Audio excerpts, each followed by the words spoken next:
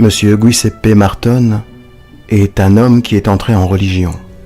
Une religion faite d'amour charnel, d'amour de cœur, pour les amoureux passionnés, les amoureux désunis.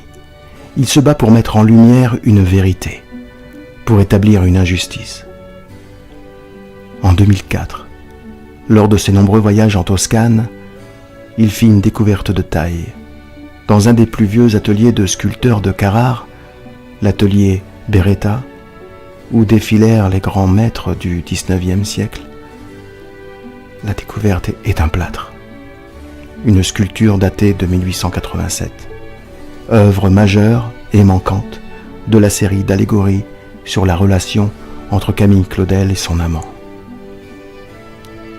Cette sculpture du maître Rodin était un cadeau pour sa Camille, sa bien-aimée, la femme qu'il allait épouser.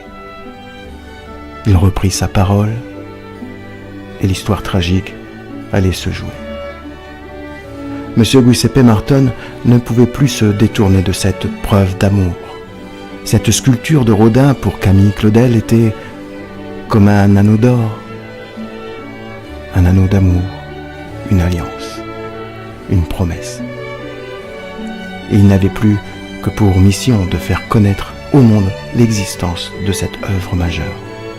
La sculpture représente Rodin, prenant en son sein la belle Camille, dans un baiser éternel. Camille, allongée, se laisse emporter par une valse infinie, une danse où l'on ne revient pas, il ne forme plus qu'un.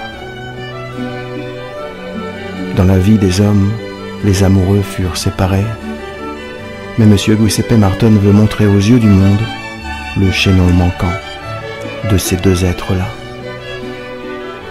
Après plusieurs années de négociations, il a convaincu les héritiers du plâtre, sculpteurs eux-mêmes, de lui céder l'œuvre afin qu'elle rejoigne le patrimoine culturel français. Après plus de 120 ans, la sculpture ressurgit du passé secret. Cette sculpture n'avait plus lieu d'être. Les amants souffraient, les amants séparés. Le cadeau pouvait rester dans un coin d'atelier. Aujourd'hui, Rodin et Camille, enfin réunis. Et au-delà des ans, au-delà du ciel, ils nous montrent dans cette sculpture le triomphe de l'amour.